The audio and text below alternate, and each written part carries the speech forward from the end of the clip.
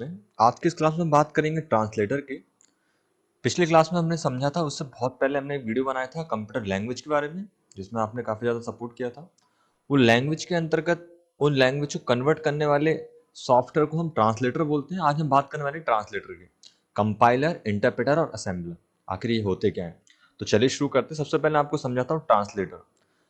आप एक लैंग्वेज में बात करते हैं और आपको दूसरी लैंग्वेज में किसी को कुछ एक्सप्लेन करना हो, ठीक। अगर आपको दोनों लैंग्वेज आती है तब तो कोई इशू नहीं है, बट अगर आपको केवल हिंदी लैंग्वेज आती है, सामने वाले पर्सन को इंग्लिश लैंग्वेज आती है, तो आप उसको अपनी बात नहीं समझा सकते। इस बीच में हम एक मीडिएटर का यूज करते हैं, इसे ही हम ट्रांसलेटर बोलेंगे। यानी कि ऐसा व्यक्ति जिसे दोनों लैंग्वेज आती है, यानी कि आप जब हिंदी में बोलेंगे वो इसको इंग्लिश में कन्वर्ट करके सामने वाले को समझाएगा, तो सामने वाले जब इंग्लिश में बोलेगा तब वही ट्रांसलेटर हमें हिंदी में समझाएगा। बिल्कुल इसी तरह से कंप्यूटर में होता है। कंप्यूटर की भाषा मशीनी भाषा होती है, 01, जैसा हम पहले भी पढ़ चुके हैं। और हमारी भाषा होती है नॉर्मल इंग्लिश, यानी कि एक हाई लेवल लैंग्वेज, जैसे हम अभी बोल सकते हैं। तो मैं जो इस लैंग्वेज में बात कर रहा हूँ, कंप्यूटर को ये लैंग्वेज समझ नहीं आती, कंप्यूटर को ओनली मशीनी भाषा समझ में आती है। तब हम बीच में लगाते हैं एक सॉफ्टवेयर जिसका नाम है ट्रांसलेटर। ट्रांसलेटर क्या करता है, मैं जो कुछ भी बोल रहा हूँ उसको कन्वर्ट करेगा, ये कुछ भी लिख रहा हूँ कीबोर्ड से, उसको कन्वर्ट करेगा मशीन की भाषा में। अब ये मैंने एक सिंपल डेफिनेशन बता दी। कंप्यूटर प्रोग्रामिंग में कौन सी लैंग्वेज में इसको लिखा जाएगा, डेफिनेशंस क्या है, अब हम उसकी बात करेंगे। तो ट्रांसलेटर हमारे पास तीन तरह के होते हैं, कंपाइलर, इंटरप्रेटर, असेंबलर। और ओवरऑल देखें तो हमारे पास ट्रांसलेटर दो तरह के होते हैं, एक कंपाइलर, इंटरप्रेटर दोनों एक ही होते हैं और असेंबलर अलग होता है। तो टू टाइप्स आप वैसे याद रख सकते हैं, अदरवाइज होते तीन ही टाइप्स हैं, कंपाइलर, इंटरप्रेटर और असेंबलर।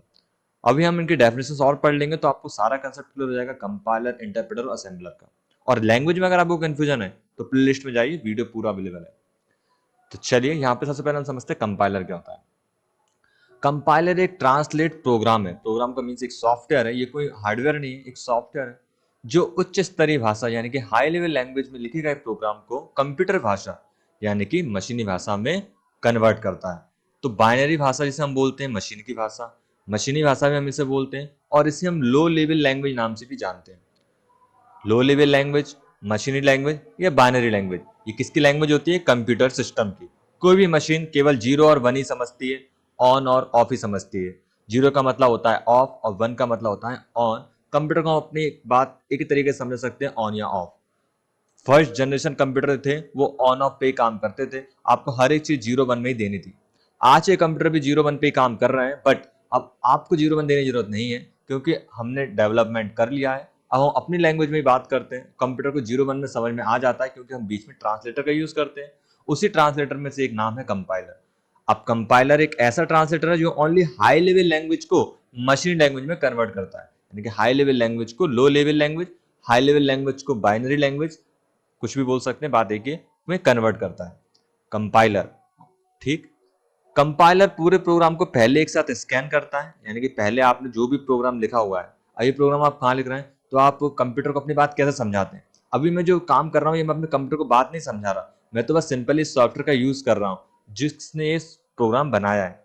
कंप्यूटर को अपनी बात समझाने का मतलब ये होता है कि आप कंप्यूटर को पर्टिकुलर कोई टास्क दे रहे हैं कि उसे ये काम परफॉर्म करना है इस तरीके से, और वो आप करते हैं कोडिंग की मदद से, जिसमें C++, पाइथन, जावा, जो भी प्रोग्रामिंग लैंग्वेज आप यूज करते हैं। तो ये सारी प्रोग्रामिंग लैंग्वेज जो है वो हाई लेवल लैंग्वेज में ही यूज की जाती है। तो आप अपने कंप्यूटर को ये कोड लिखकर समझाने की कोशिश करते हैं कि ये करना है। अब आप जो कोड लिखते हैं वो हाई लेवल लैंग्वेज में लिखते हैं, कंप्यूटर को चूंकि वो समझ में नहीं आता, तो जब आप C या C++ में प्रोग्राम लिखते हैं उसको आपको कंपाइल करना होता है। तो कंपाइल करने का मतलब इतना हुआ कि आपने जो कोड लिखा है वो कंपाइल होगा जीरो वन में और फिर मशीन को दिया जाएगा। जब यहाँ पे कंपाइल होता है तो उस कंपाइल फाइल को हम बोलते हैं ऑब्जेक्ट फाइल या ऑब्जेक्ट कोड। तो ऑब्जेक्ट कोड क्या होता है? जो कंपाइलेशन के बाद जीरो में रीड करने वाला कोड होता है मशीन के द्वारा, उसे हम ऑब्जेक्ट कोड बोलते हैं। इसे ह्यूमन रीड नहीं कर सकते क्योंकि ये कोड थोड़ा कॉम्प्लेक्स होता है, केवल मशीन को ही समझ में आता है। जबकि सोर्स कोड वो होता है जो हम लिखते हैं।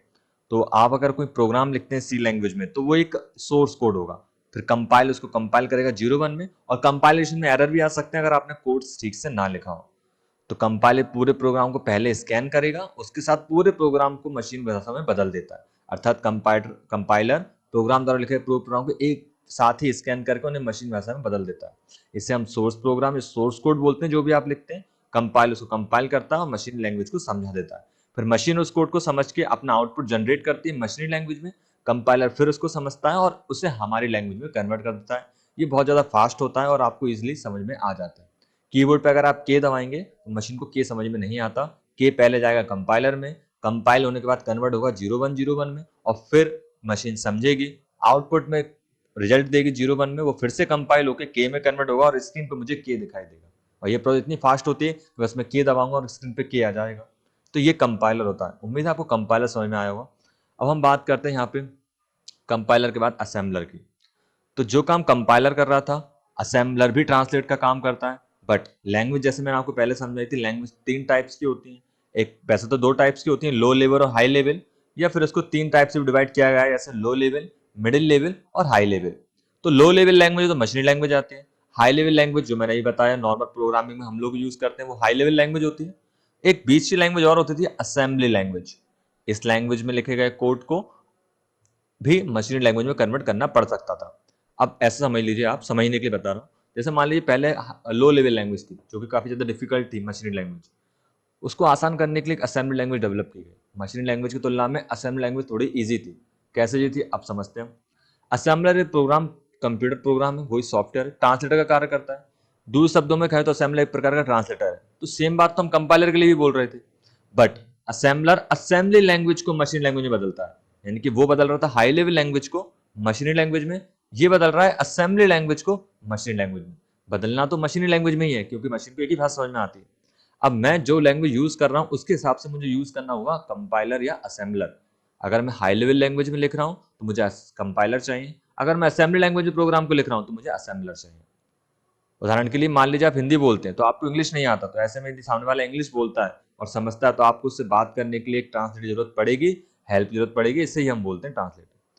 इसी प्रोग्राम कंप्यूटर लेवल भाषा में समझ आते हैं। 0 और 1 को भाषा को समझता है, लेकिन प्रोग्रामर या यूजर केवल इंग्लिश को समझता है। ऐसे में कंप्यूटर प्रोग्राम बीच कम्युनिकेशन के लिए ट्रांसलेटर की जरूरत पड़ती है, असेंबलर कहा जाता है। तो सेम डेफिनेशन है वैसे तो कंपाइलर असेंबलर की, बस डिफरेंस इतना ही है कि ये असेंबली लैंग्वेज को कन्वर्ट करता है और कंपाइलर हाई लेवल लैंग्वेज को कन्वर्ट करता है। कन्वर्ट किस में करता है? मशीनरी कोड में। अब असेंबली लैंग्वेज का कोड कैसा होता है? कुछ इस तरह का होता है, सिंबॉलिक्स होते हैं। आप असेंबली लैंग्वेज का वीडियो देखना, एड, एच, वी एच, ऐसे मतलब शॉर्ट कोड बना दिए गए। क्या किया, जैसे कि एक बड़ा कोड था 1000100। अब इतना बड़ा कोड कौन लिखेगा मशीन लैंग्वेज में?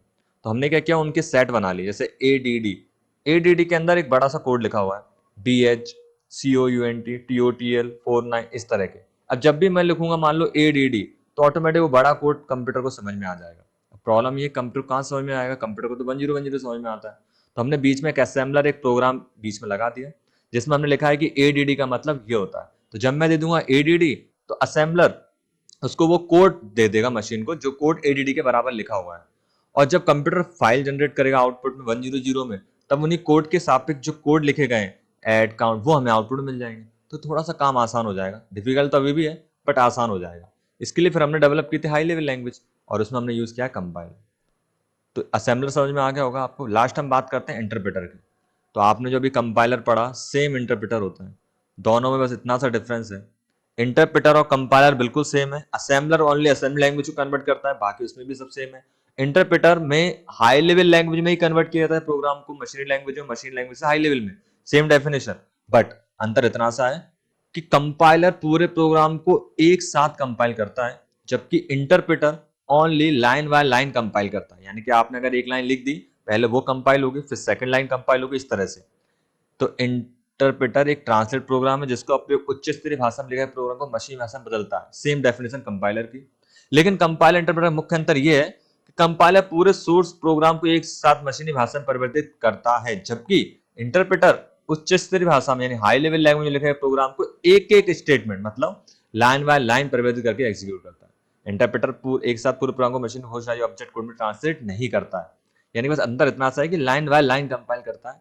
ऐसा समझिए जैसे मैं पूरा बोल दूंगा सेंटेंस, उसके बाद एक ट्रांसलेटर उसको ट्रांसलेट करके सामने वाले को समझाएगा, तो ये हो जाएगा कंपाइलर। बट इंटरप्रेटर, मैं एक लाइन बोलूंगा तो समझाएगा, फिर मुझे रोकना पड़ेगा, फिर मैं दूसरी लाइन बोलूंगा फिर समझाएगा। इसमें बेनिफिट्स भी होते हैं और डिसएडवांटेज भी होते हैं, वो आप डिपेंड करता है कि आप किस तरह का प्रोग्राम लिख रहे हैं। इंटरप्रेटर मेमोरी में कम स्थान लेता है, जिसका प्रोग्राम पर कार्य करते समय मेमोरी स्पेस बचा रहता है। और ये वैसे समझा है, जो आप लिखते हैं वो सोर्स कोड होता है और ऑब्जेक्ट कोड। तो इसकी डेफिनेशन ऐसे ही बना सकते हैं आप, ट्रांसलेटर वो होता है जो सोर्स कोड को ऑब्जेक्ट कोड में बदलता है। अगर आपका source code high level language में लिखा गया है, तो आपको जरूरत पड़ेगी कंपाइलर की और इंटरप्रेटर की। और आपका सोर्स कोड अगर असेंबली लैंग्वेज में लिखा गया है तो आपको जरूरत पड़ेगी असेंबलर की। तो इस तरह से आप तीनों ट्रांसलेटर को समझ सकते हैं। हम कुछ क्वेश्चंस की बात कर लेते हैं, मल्टीपल चॉइस क्वेश्चन, ताकि आपको पता रहे, रिवाइज कर सके इस कोर्स को जो मैंने अभी सिखाया। User write the program in which language, user जो प्रोग्राम लिखते हो किस लैंग्वेज में लिखते हैं, लो लेवल, हाई लेवल या डेसिमल फॉर्मेट या मिडिल लेवल। तो जैसा मैंने आपको समझाया, तीन तरह के लैंग्वेज होती है, लो लेवल, हाई लेवल और मिडिल लैंग्वेज। डेसिमल तो एक नंबर सिस्टम होता है, ये तो वैसे भी आंसर नहीं होने वाला। तो देखिए इसका सही आंसर है हाई लेवल लैंग्वेज, जैसा भी समझाया आपको। सारे प्रोग्राम आजकल हाई लेवल लैंग्वेज में ही लिखे जाते हैं, ये सबसे ईजी होती है। तो इसका आंसर है high level language. User write the program in high level language because it is easier to use, understand and remember, समझने में, याद करने में और लिखने में बहुत आसान होती है। Which computer program accept the high level language and convert into assembly language? ये बोल रहे हैं कौन सा कंप्यूटर का सॉफ्टवेयर ऐसा है जो high level language and convert करता है असेंबली लैंग्वेज को। यानी कि यहाँ पे हम बात कर रहे हैं high level language and convert into assembly language. तो कौन हाई लेवल लैंग्वेज को असेंबली में कन्वर्ट करता है? तो जैसा भी समझाया, हाई लेवल लैंग्वेज से असेंबली लैंग्वेज में और फिर मशीन लैंग्वेज में कन्वर्ट होते हैं। तो इसका आंसर क्या होने वाला है, ये आप साफ साफ देख पा रहे हैं। क्यों? क्योंकि compiler is a program that concept the code written in a high level language and convert code into assembly language, और उसके बाद मशीन लैंग्वेज में उसको समझ में आ जाता है। तो इस तरह का क्वेश्चन आए तो आप टिक कर दें। नेक्स्ट हम बात करते हैं, does the compiler program translate the whole source code in one step?